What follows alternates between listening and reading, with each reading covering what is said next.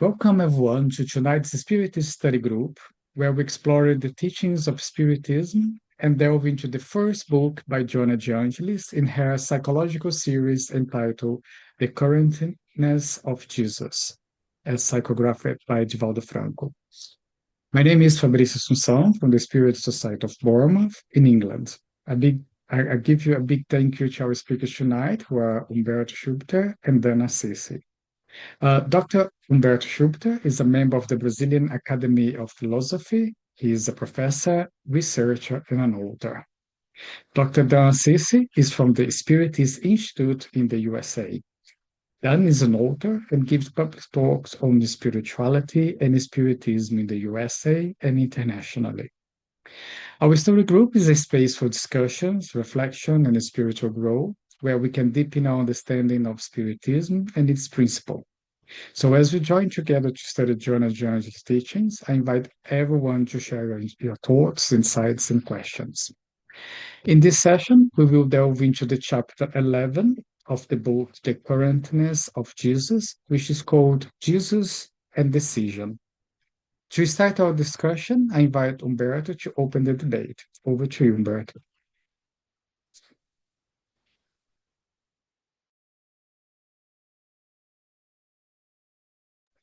Umberto, you're on mute. Good evening, dears. Sorry. Well, courage is a very recurrent topic in Joanna de Angelis' thought. And most of the time, we talk or we hear people talking about the psychological aspects. And today, I would like to emphasize the more philosophical aspects. Because Joanna de Angelis and other spiritualist authors, they're usually heavily connected to the philosophical tradition and philosophical way of addressing problems, questions, and even the philosophical way of speaking, actually, and the way of constructing arguments and so. Well, Joanna de Angelis, as we see in other approaches and talks and her books and books about her, actually, she philosophically she has links with Stoicism, Neoplatonism, and existentialism. Also, other schools like idealism, German idealism, for example. Just to mention some capital schools or currents of thought that she mentions frequently. So you will read about these schools in at least five, eight books by Joanna de Angelis, easily, maybe more. And in these links with philosophy, we see that she has a recurrent concern about the topic of courage, always linked with fear. And we see that topic appear in three distinct lenses or under three distinct lenses. The cognitive one, that is understanding what is fear, what is courage, and how we deal with the relationship between understanding and acting. The ethical or moral aspect, which is the domain of specific sort of philosophers called moralists or ethicists. And we should not mistake moralists as a profession with people who are judgmental about others, for example.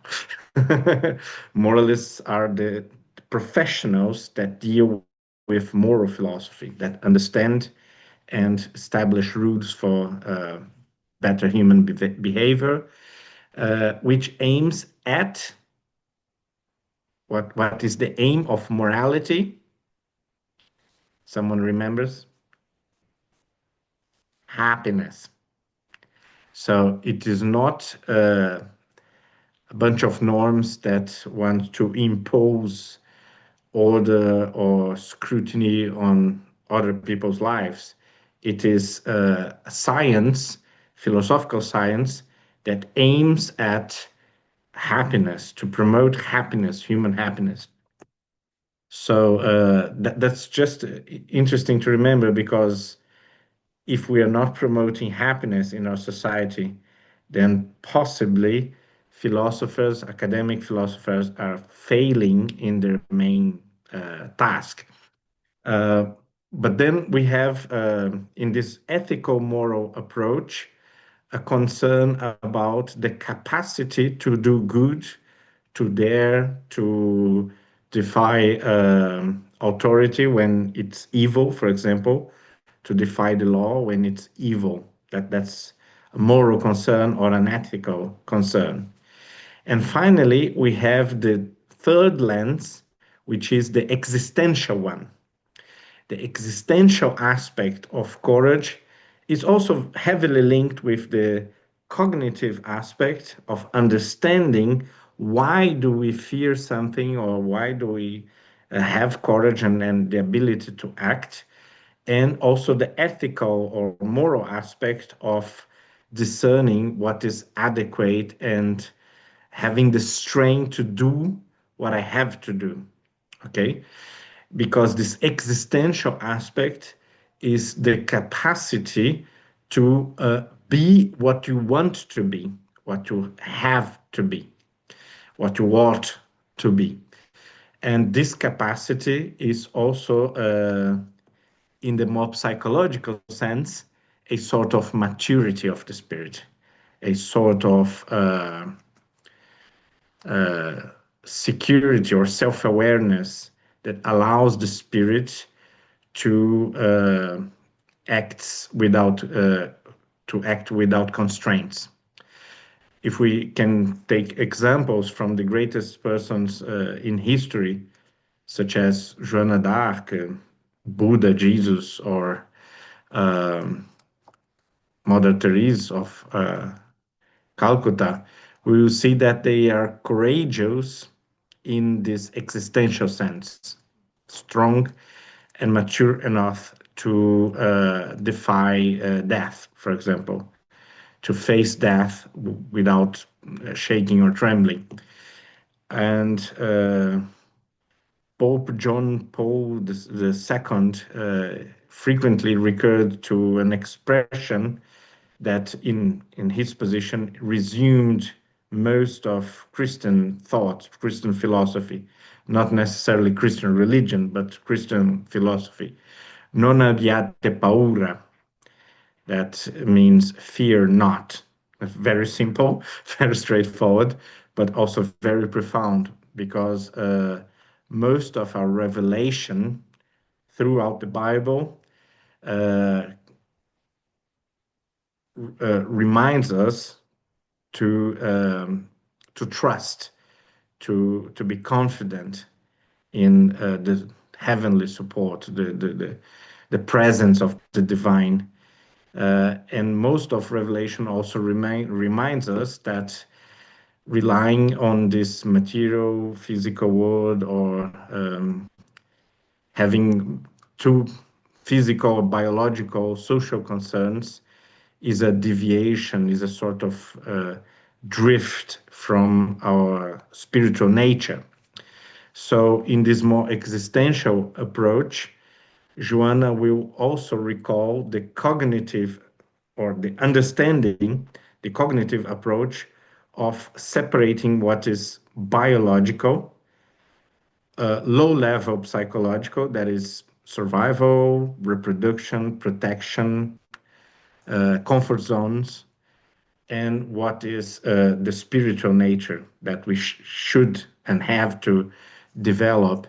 And that demands a lot of courage, that demands a lot of active effort and intention towards change, towards sometimes the sacrifice of our biological and low level psychological interests and needs.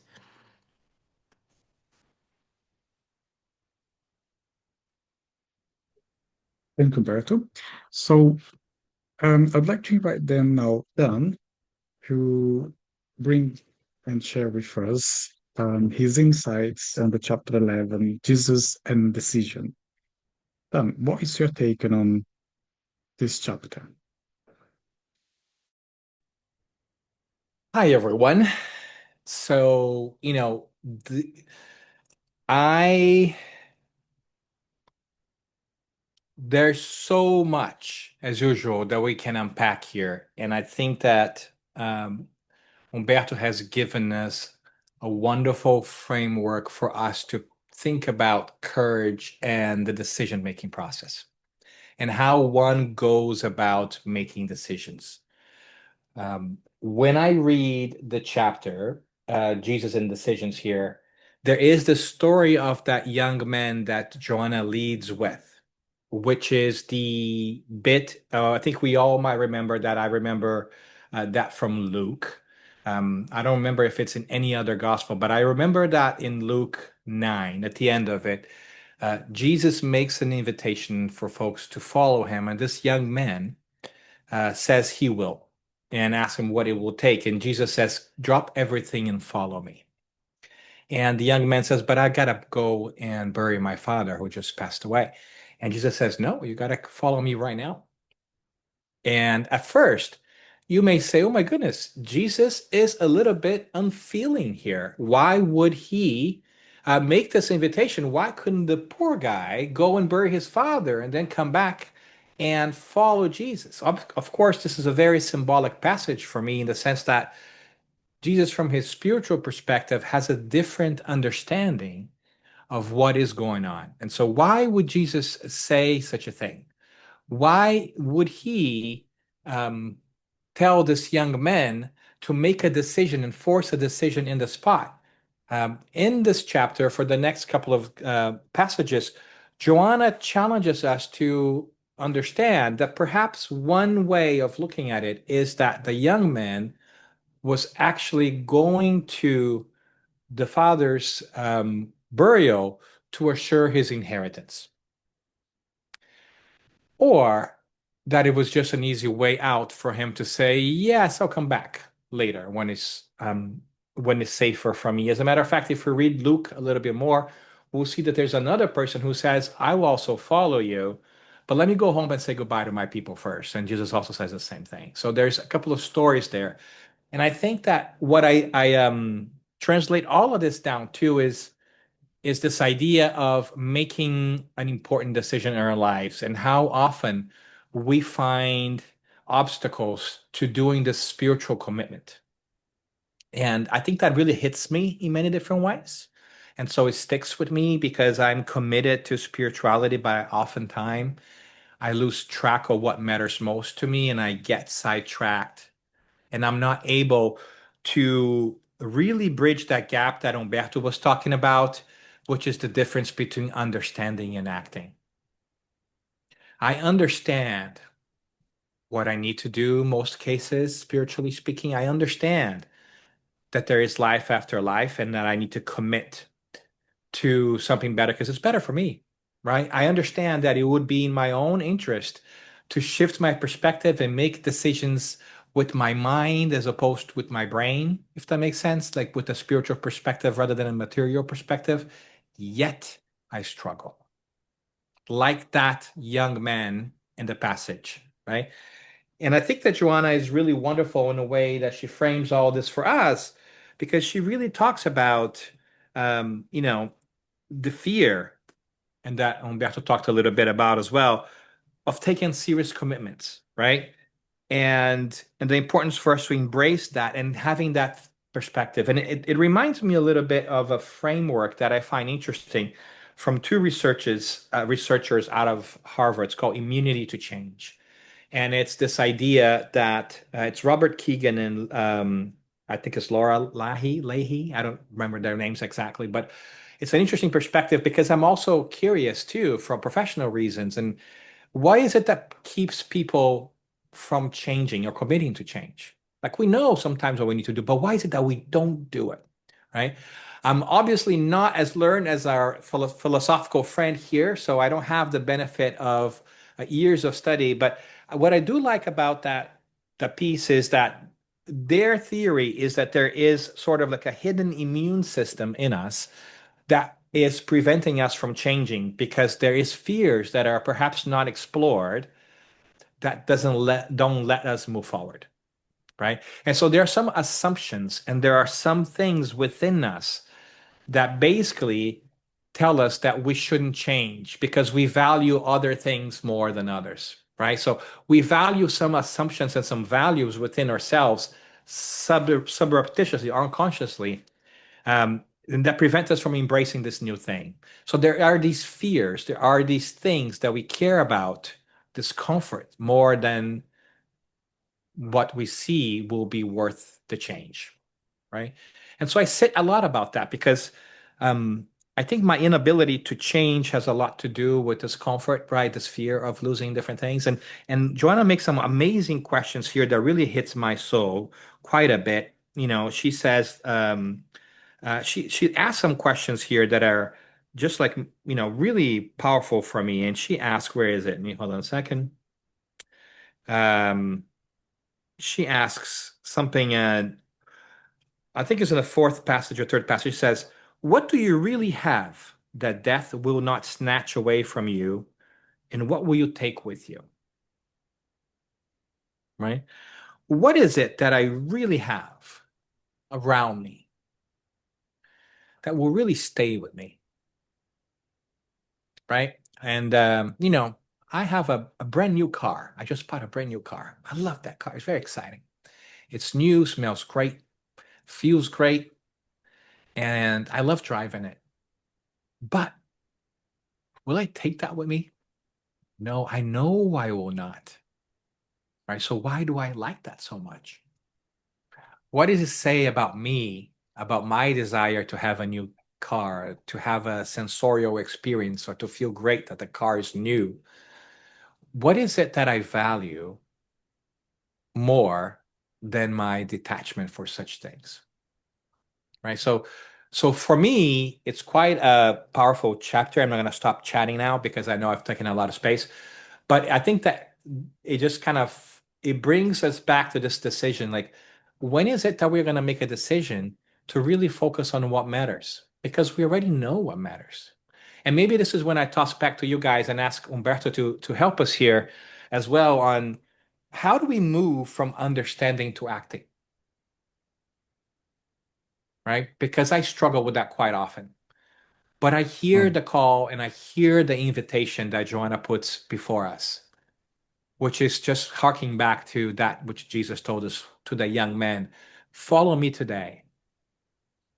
Don't And go back to get your inheritance, right? Don't do that stuff. Follow me today. That is very hard. Anyways, if you guys have figured out how to keep that in the front of your mind, let me know because I need it.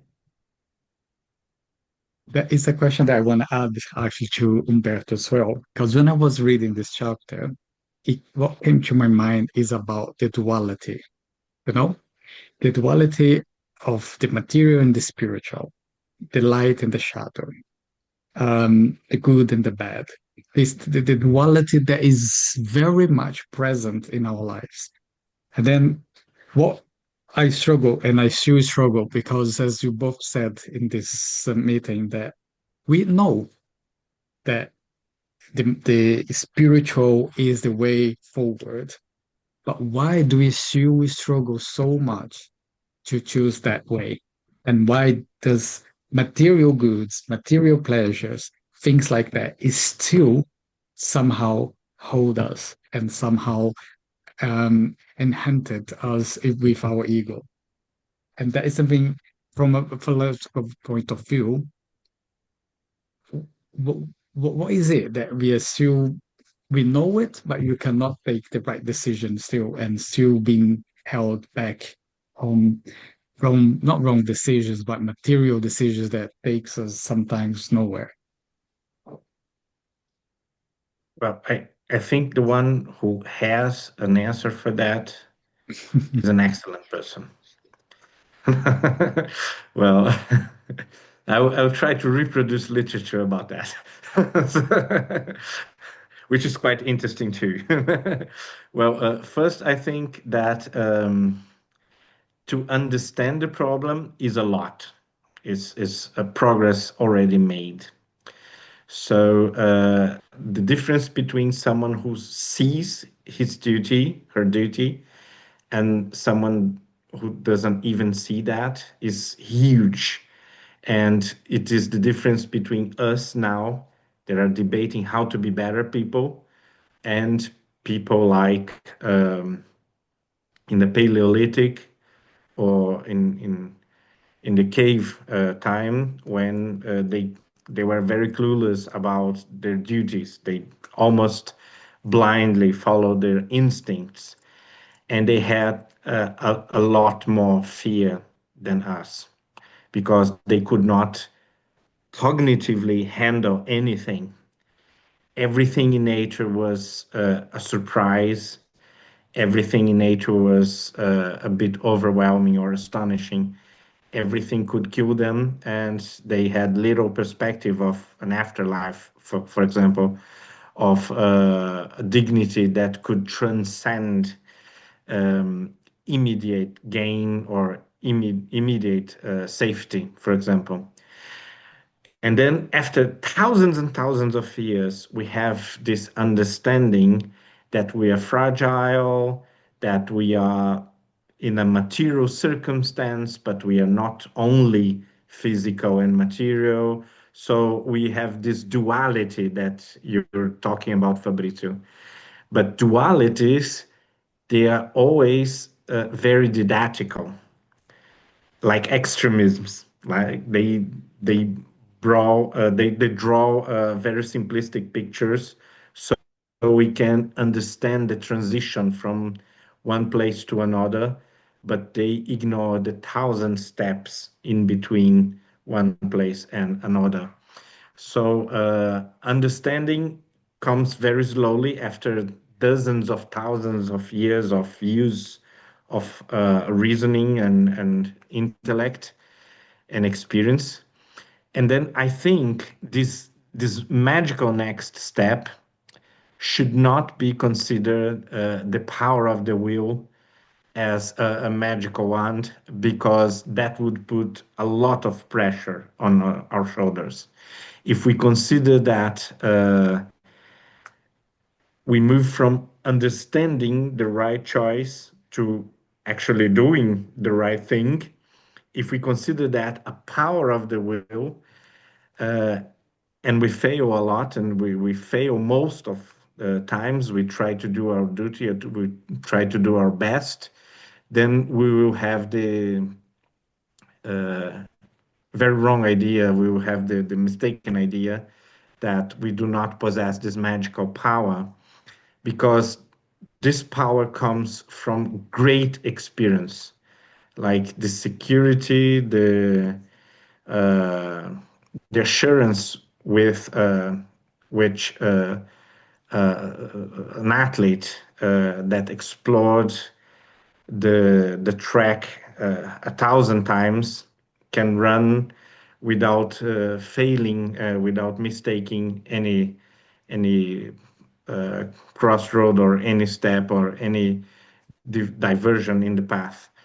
And this experience is also a sort of understanding, but a more practical, executive understanding of how to do the right thing, how to follow duty actually, how to gather strength to do something that I know I should do. How That's very important nowadays. How not to procrastinate, how not to give excuses, or how not to just give up and give excuses like it's beyond my reach, it's too much, I'm tired, I'm just me, Umberto, and so and so. So these weaknesses that we acknowledge, they are not natural in us, and the power of great heroes like Martin Luther King, they're also not natural to them. Weaknesses and strengths, they are consequences of many centuries and millennia of experience. so that mature spirits, great developed spirits, they can sometimes easily overcome challenges that are almost impossible for us to face. And not because they are stronger only, but also because they know the path. They know exactly what they're doing. They have almost like we say about athletes, they have like a muscular memory, not only about what they have to do, but a muscular memory of the track, for example. They know the holes on the floor, so to say. And I think developed spirits and advanced spirits, they uh, had to overcome difficulty so many times that they had like this um innate memory, this innate capacity to easily understand what they have to do to overcome it. And so, presumably, they fear less, they are less frightened by the challenge because the challenge doesn't seem unusual, doesn't seem impossible to overcome, to face, and doesn't seem also something that they cannot handle. Yeah, I just remember on the other study group that we were doing with Gelson, we Mm. were we were studying the human, the integral being, and one of the things that came across with relation to that book, and it's connect also with decision, and Joanna also bring this back again on this chapter, is about our daily routine because that related to our choice, right? So why do we choose to go back to do the same thing over and over again and not choose to do something more spiritual when you know um, that perhaps that is not the path forward? And then she links that choices with fears. We choose what is known to us, was is less or more comfortable or less risky. And perhaps we choose what perhaps is the easy way.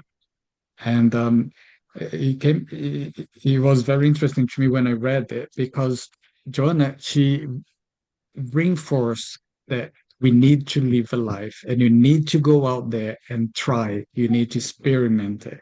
But when you are stuck on your own routine, you're not allowed the new to come in. You know, you allow yourself to experiment new things. You are just repeating pattern, repeating things over and over again.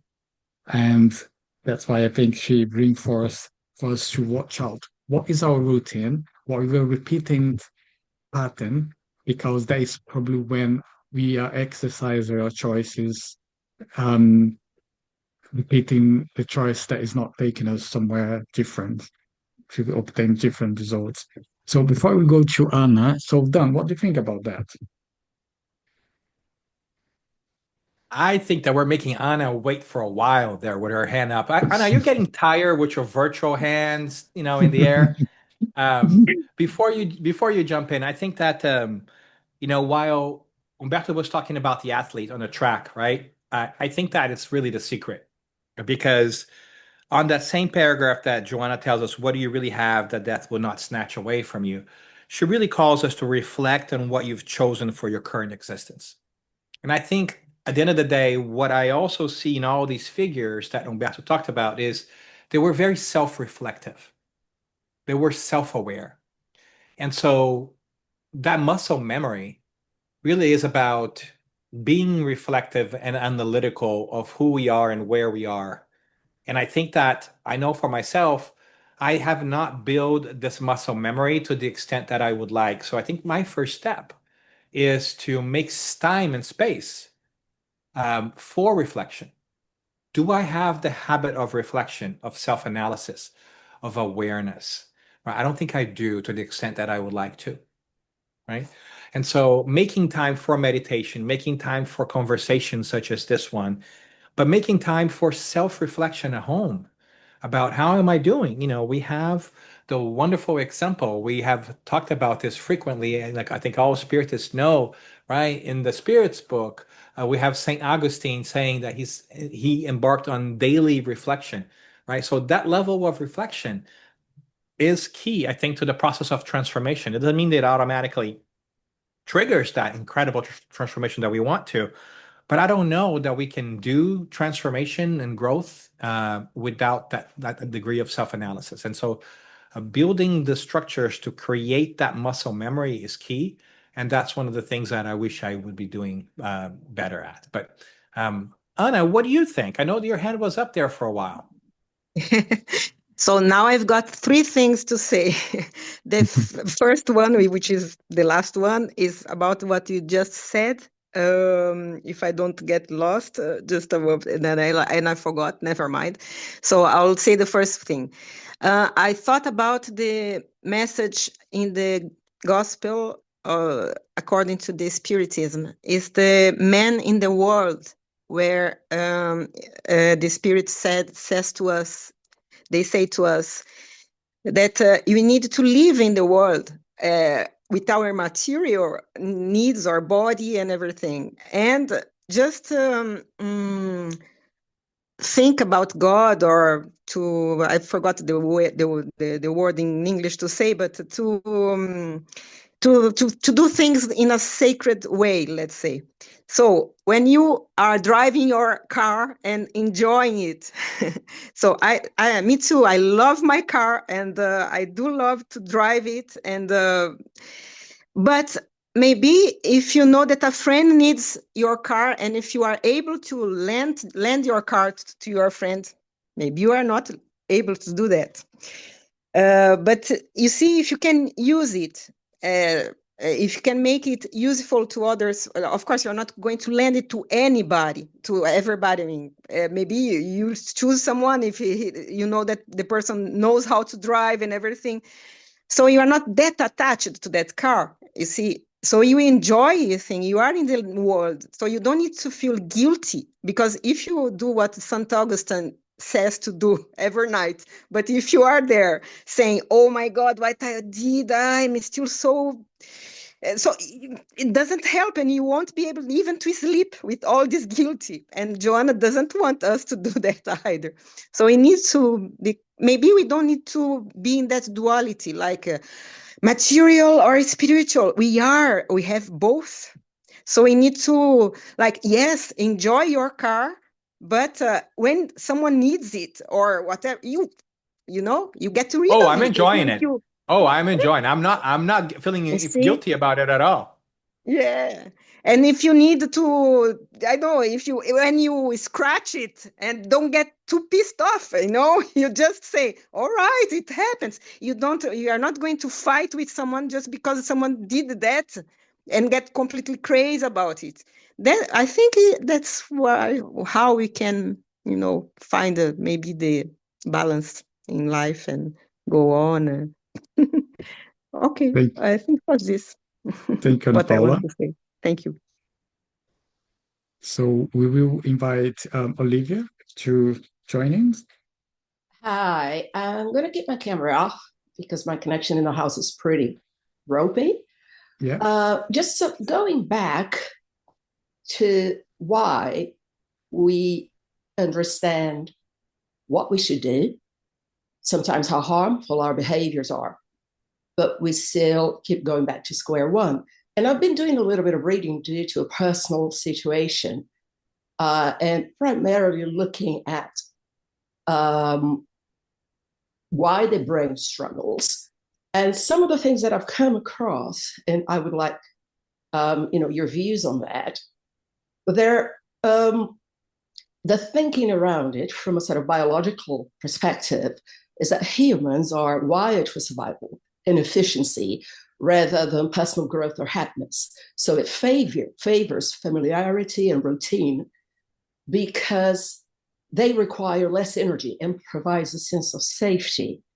So there is the issue around energy conservation and efficiency. So the brain is a prediction machine that thrives on predictability. And there are scientific explanations for that, sort of, biological explanations for that. Then there is also the threat response, where the amygdala, the brain's emotional center, tends to see new behaviors as threat. So triggering a fight, flight, or freeze response. So every time something new, or every time we're faced with something new, then that fight, flight, freeze response is automatically triggered. So we end up going back to our familiar places, which means that then, say, I know I shouldn't be doing this. But what I would like to ask you guys is, how much of it is biological, and therefore we are doomed not to fail, but the struggles will always be there because perhaps we are fighting nature. There's also cortisol and stress. So every time we're faced with change, the brain often releases cortisol, which can then inhibit the prefrontal cortex, which is the part of the brain responsible for critical thinking and planning. So we end up, as they call, in a sort of analysis paralysis or decision fatigue, which means that, we revert back to where it's comfortable. So my question is, and the reason why I'm saying all that is because I've been reading a lot, because there is an individual in my life who keeps making the same mistakes over and over again, however destructive they might be. They are extremely destructive. And conversations with the individual sometimes do not seem to take us anywhere. So this person is not religious, it's not a spiritist. I've just recently joined, and I am trying to kind of understand the physiology first, the biological aspect first, because are we then condemn ourselves to just failure or struggle because we are going up against something that is biological, that includes the prefrontal cortex of the brain, which is really, really difficult to change. So I just wanted to know what your opinions on that. Thank you. Yeah, and I can jump in here and see if folks can help. So I appreciate, Olivia, all that information. I think it's a wonderful way of looking at it. Cortisol, like you talked about, is a great stressor in the body. The only switch I would say is it's not change that releases cortisol, it is stress. Stress is what releases cortisol. And cortisol helps the body produce glucose so that you can be faced with a challenge that you are facing. It is a atavic development of the body in which in times where we needed that extra energy to fight lions or whatever it is was in front of us. So cortisol is a wonderful mechanism that releases this extra energy that gives us the ability to focus on the stress ahead and either run really quickly, right? Or either heal really quickly, because that additional production of glucose in the body also helps us heal in case we need to physically fight somebody.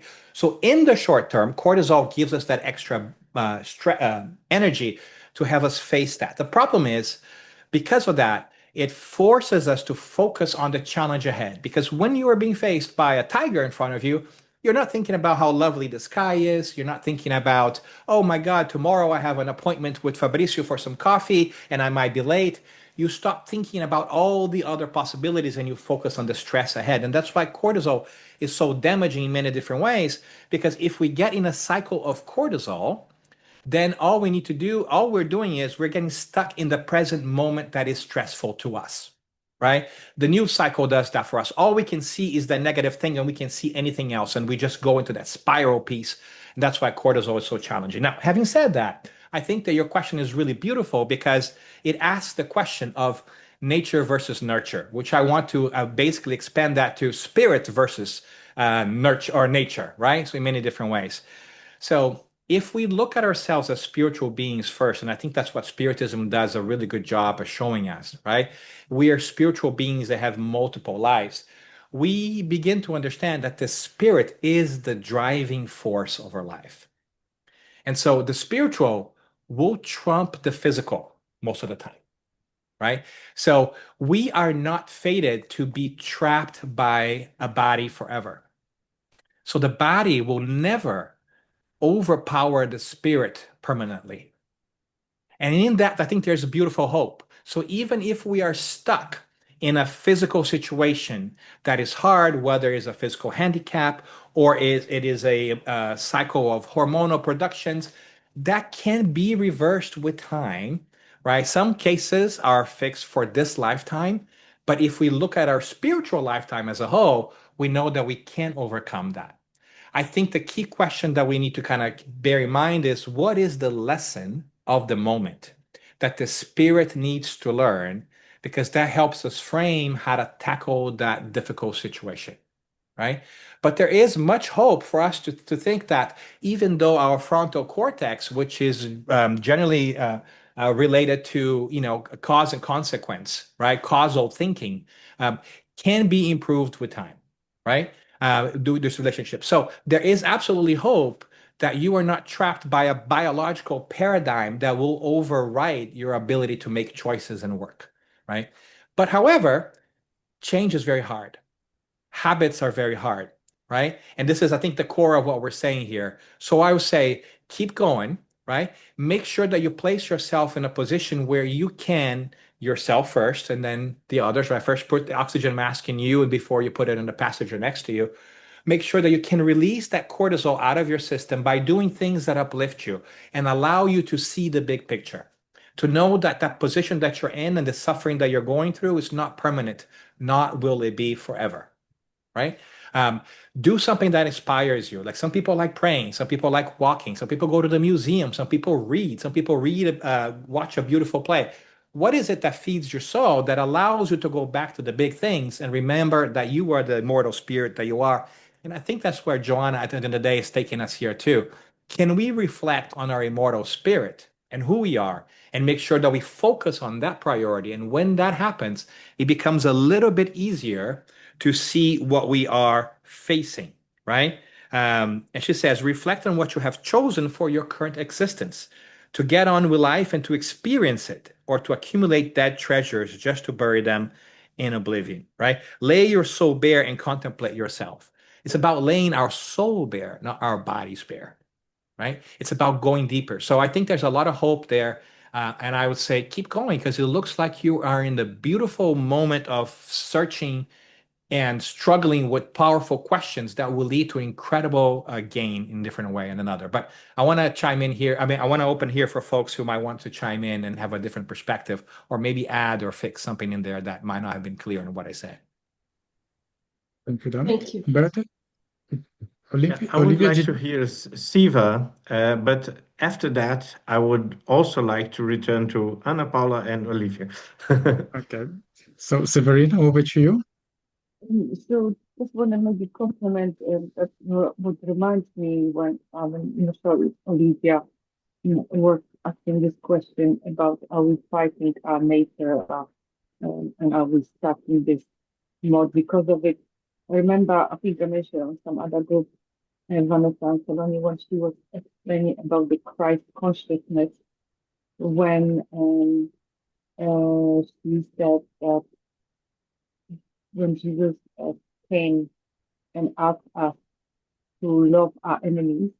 And this is also to do with courage and not to be afraid of someone who we think is our enemy because maybe he looks different, from different tribe, and therefore we are afraid and we think we need to fight the tribe when actually this is saying, no, that's your brother to God.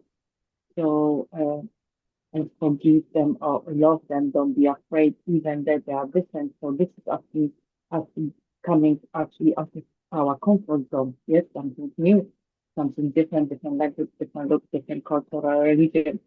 And we're supposed to like this or love this. And so she said, he will never ask us to do something we are not capable in terms of even biologically speaking.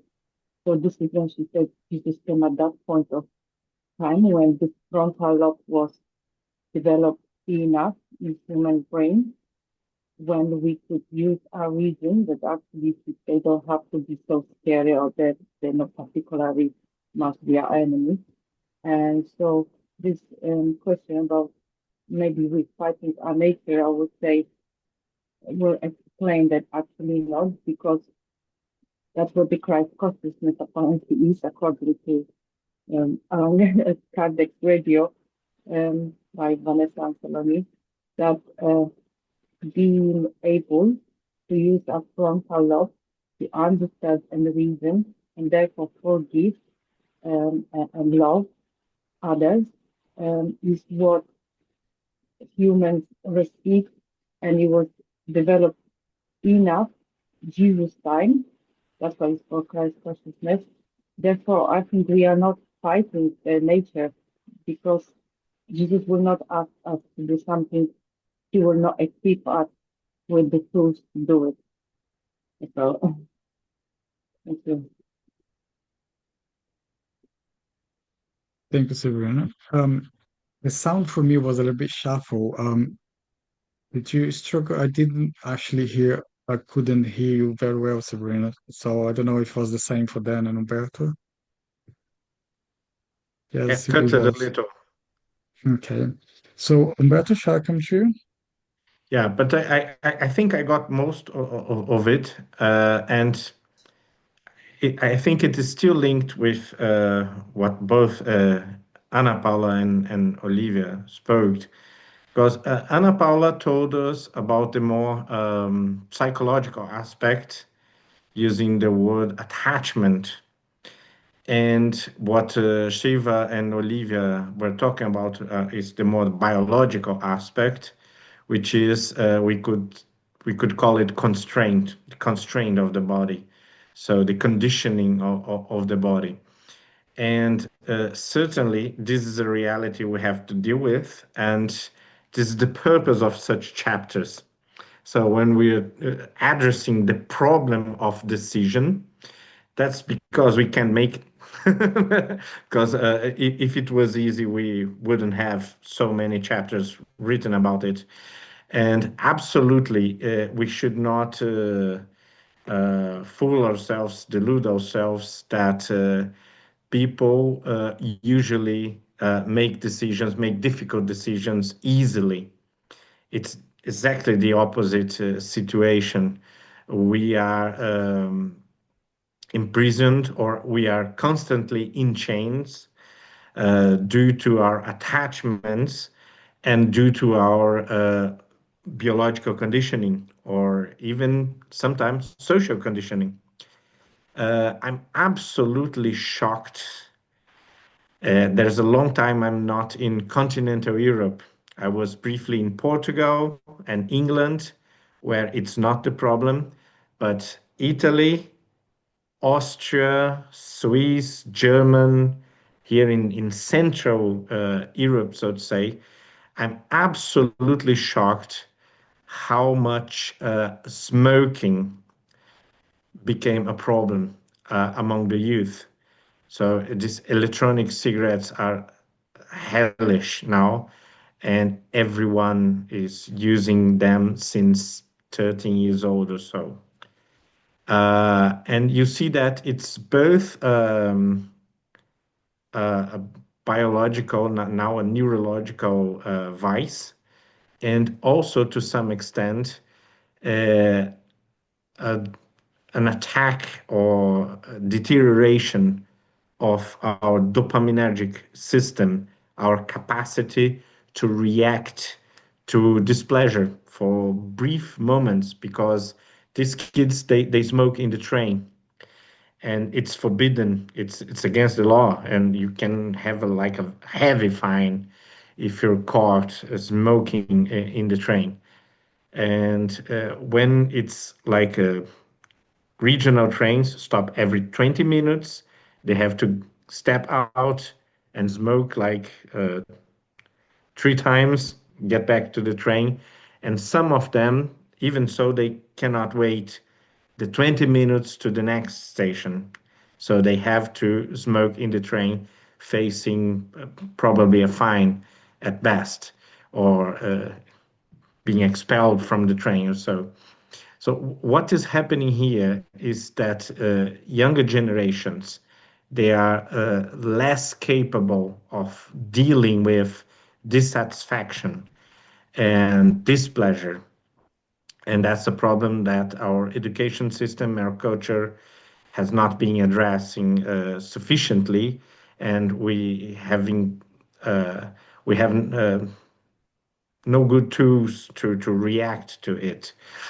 But it's also normal to some extent because to overcome challenges easily is a habit of superior spirits. To enjoy and embrace novelty, to enjoy and embrace struggle and challenge is a characteristic of very mature spirits. And it's absolutely normal that the majority of the population cannot do that. And the positive news in biology is that, yes, uh, most of our biology makes a strong pressure to conserve, maintain, and preserve our current states. But we also have mechanisms, biological mechanisms, that foster and trigger challenge and improvement, such as neuroplasticity, for example. And the strongest drive of neuroplasticity is exactly challenge, discomfort, and struggle. That's why, for example, learning language or learning a musical instrument is such a good thing, not for your intellect only, for your culture, but for your character. Or trying a new sport, trying something that you're not used to, that will push your neurological limits so that it will have to readapt to new standards you're not used to. The first thing will be discomfort. But if you insist, if you don't give up, it will adapt eventually. But that's very, very difficult behaviors to us since we don't see the prize in starting new, difficult, unpleasant things. Things that will be rewarded after a week, a month, a year, 5 years, maybe. When you start a new language, for example, all in your biology and your psychology reacts against it because there is zero comfort zone. Every single word you have to learn from scratch. You have no familiarity with no word, no grammar, no structure in Japanese, for example. In German, there's no escape for your brain but to embrace the pain and embrace the struggle. And that's wonderful for it. That's wonderful for your brain. So mature spirits, they are used to win.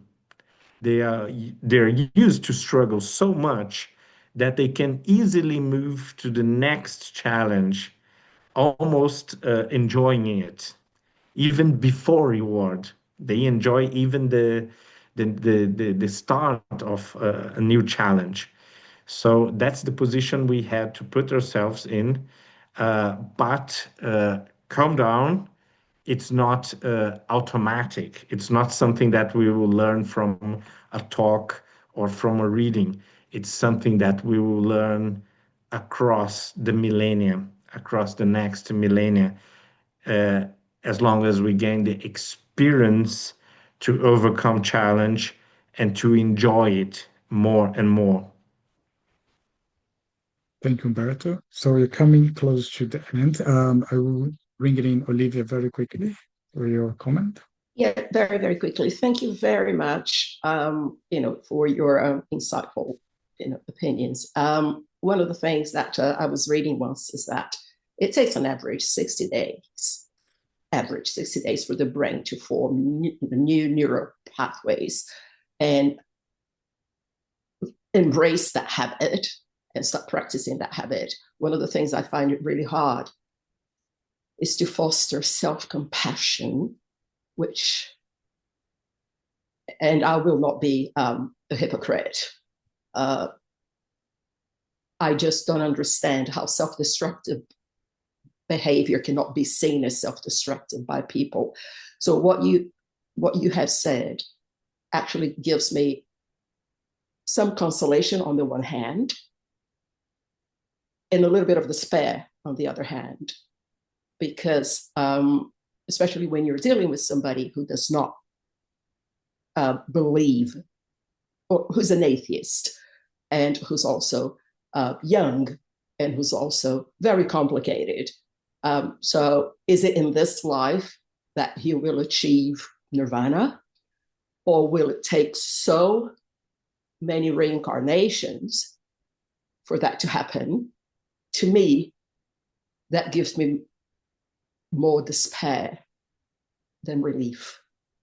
But, it's part of a journey, I suppose. Thank you. Thank you, Olivia. So what I want to do, because we have just 2 minutes left, I just want to read a very, very interesting passage here on this chapter, because Joanna has invited us for the here and now. And I'm sure every one of us struggle with that. We're either in the past or in the future, but she's invited us for the here and now. And she say, the time is now. If you postpone your decision, when you eventually make it, the circumstance will probably not be the same and your situation will be different, perhaps even more complicated. So I ask Humberto and then to give the closing remarks on that, and then we can close our study for tonight. Done? There's so much that we can gather, right, from this. But I feel like this really is another call for us to pay attention and direct our focus to that which we truly are, the spiritual beings that we are, not the physical beings. And try to take that perspective, that vantage point, and bring that to our lives so that the actions that we do every day can be factored in through that perspective. It is true that most of us, probably all of us on this call, will not find enlightenment in one lifetime, but we will find growth. And we are also reassured that love never ends. So we will continue to support each other and be supported in many different ways. And those bonds will continue. But it's important for us to remind ourselves and train ourselves to think that way and develop that muscle memory. And I think that it's just hard because the world pulls us in different directions. So I hope that I will continue to have a chance to interact with you guys, to exercise that muscle, to think about things that uplift the spirit and make me think about myself as a spiritual being rather than a physical being. And hopefully that will make a difference a little bit at a time. And I hope that will make for you as well.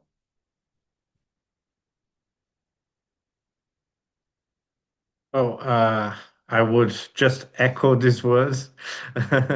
And I think what Olivia just brought us is extremely important.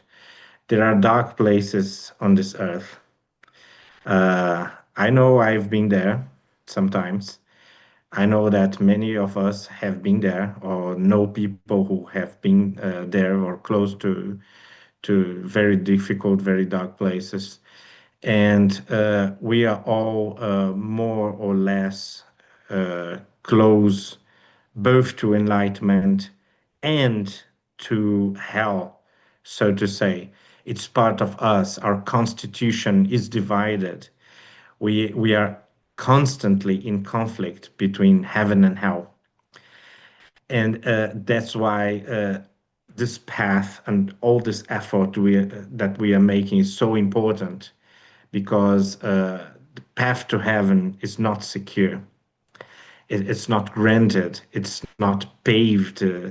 And it's not something that we already have at hand. It is something that we have to be reminded over and over and have to keep building, keep struggling to build like every day or every moment sometimes. So we have to be very indulgent and not in a hurry, because every being on this planet is moving forward. We may not perceive it immediately, and we may see people from a distance and believe that they are perfect, but they are really not yet. And we are together in this collective march, this collective walk toward perfection. But Spiritism is interesting because it calms our heart. It gives us the consolation of understanding that this is in an inevitable process. It's something that will flow eventually, even if we resist a little bit. Thank you, folks. So I just want to remind you, our next meeting will be on the 11th of March with the topic Jesus and Responsibility. And I would like to thank you everyone participation in the study group. And I hope to see you all in 2 weeks' time. Bye for now.